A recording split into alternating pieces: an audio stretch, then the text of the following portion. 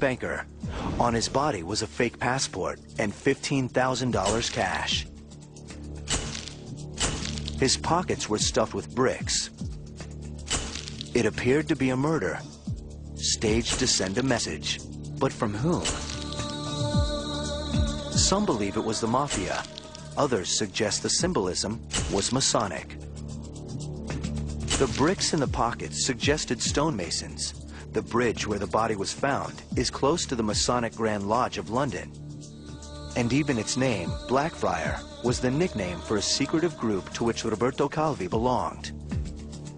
An outlawed organization called Propaganda Due, or P2. And P2 had been a lodge of the Freemasons. British journalist Rupert Cornwell was in Rome back then, working for the Financial Times. I'm Rupert Cornwell, and I'm not a Freemason. When Calvi was discovered, the reaction was just amazement. The circumstances of the death were just people could not believe it. Roberto Calvi had risen through the ranks of Italy's banking industry to become chairman of Banco Ambrosiano, one of Italy's largest private banks, with ties to the Vatican that earned Calvi the nickname God's Banker. But weeks before his death, Calvi had appeared in court about the disappearance of $1.4 billion from his bank. My name is Conrad Garinger, and I am not a Freemason. Basically, what was going on was vast amounts of money were being laundered through Banco Ambrosiano, shipped overseas to Latin America and other offshore banking points, and then disappearing. Within days of the discovery of Calvi's body, British police ruled the death a suicide, a finding many thought to be a cover-up. The circumstances, of course, were quite bizarre. Would a person commit suicide by hanging themselves when he had to walk down quite a complicated set of steps and then climb out onto the scaffolding to do this? Later inquiries showed the injuries to his neck were inconsistent with hanging, and that he hadn't touched the bricks in his pockets. And at the time of death, the point on the bridge where the rope was tied could be reached by someone standing in a boat. Rupert Cornwell personally met with Calvi 2 months before his death. He looked like a man who was under extreme pressure. This was a man who was frightened, who was hunted, and who was, I think, aware that the end probably wasn't that far off. Calvi was reputedly a member of the P2 Lodge. I'm John Hamill, and I'm a Freemason. P2 was a lodge under the Grand Orient of Italy.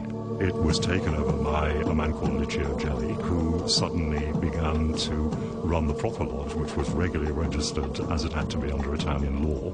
But he was also behind it running a clandestine lodge. P2 was established in 1877, and it was a very traditional Italian Freemason lodge. However, in the 1960s, it was taken over by Gelli, and when Gelli infiltrated the organization, it became a Freemason lodge with an agenda. Roberto Calvi was Catholic, and the church has long denounced Freemasonry. So why would he become a member of the P2 Lodge? I suspect that Calvi was attracted to P2 because it offered him business opportunities, because it satisfied his interest in the idea of hidden power. His son, Carlo, was 28 at the time of his father's death. My father did not entirely participate in these things because of his own free choice. What happens is that the bank had grown. In order to do that, they had to keep contacts with the politicians. The P2 Lodge was sort of an intermediary of these politicians, so it was more of a constraint than an act of free will. There's evidence, I think, that Banco Ambrosiano was loaning money to P2 and serving as a paymaster for some of the people connected with Gelli. An investigation blew the scandal wide open. It was claimed that Gelli wanted Calvi out of the way for embezzling money. But some believe the plot didn't end with embezzlement. The theatrical nature of Calvi's death, the symbolism, authorities calling it a suicide, and the fact that the scheme was conducted within the P2 Lodge made some wonder if there was something more sinister going on. Licio Gelli compiled a list of several hundred people that he targeted. There's evidence that he was involved in blackmailing, using pilfered files from the Italian secret services. And he had a plan to basically remake the Italian government along more authoritarian lines. This is the secret world Roberto Calvi had entered. He was actually joining not just a secret society, but a secret society with a very real agenda and a very real conspiratorial agenda to actually seize control of the Italian state. But some claim this was a Masonic scheme. I'm Jim Mars, journalist, author, and I'm not a Mason. Basically, this was an attempt by a Masonic lodge to take over a modern country and create a right-wing dictatorship. This theory says the plan didn't end with Italy. In the subsequent court cases, you had mysterious deaths, you had accusations of the involvement of George Herbert Walker Bush and Henry Kissinger and the CIA and the Vatican Bank. It was just a whole little ball of wax. So don't think that everyone who questions what's going on within Freemasonry is just a conspiracy theorist. This was a conspiracy that was very well documented. Was Calvi's death merely the tip of an iceberg? A glimpse into a world of conspirators, Freemasons, plotting to overthrow a free government and control an entire country. Why would they do this? Who are they? And why do they invoke such fear and suspicion? As it turns out, charges like these have been leveled against the Freemasons for centuries. Freemasonry began with the stonemason guilds of medieval England, Scotland, and France. Their trade secrets made them valued artisans in the construction of castles and cathedrals. Secret handshakes and other signals were used to identify men as members of the craft. Skilled stoneworkers known as operative Freemasons.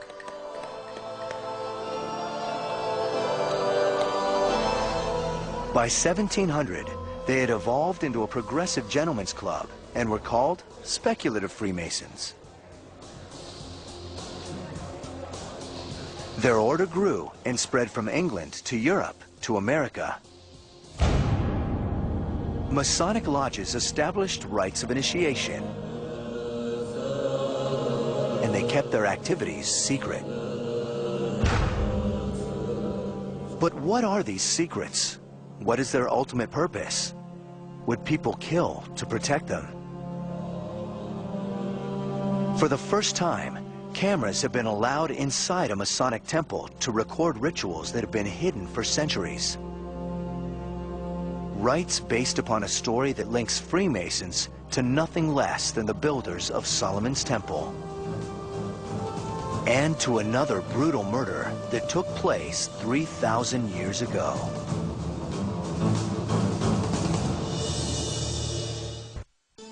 There are 5 million Freemasons in the world today.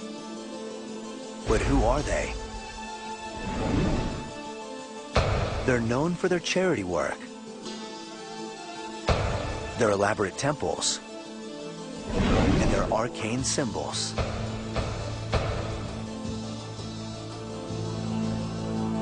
But what they may be best known for is secrecy. Much of it centered on initiation rites into the 3 degrees of Freemasonry. Entered apprentice, fellow craft, and master mason. These rites go back 300 years, steeped in symbolic meaning. They've also been associated with dark agendas and, some claim, ritual murder. Then die.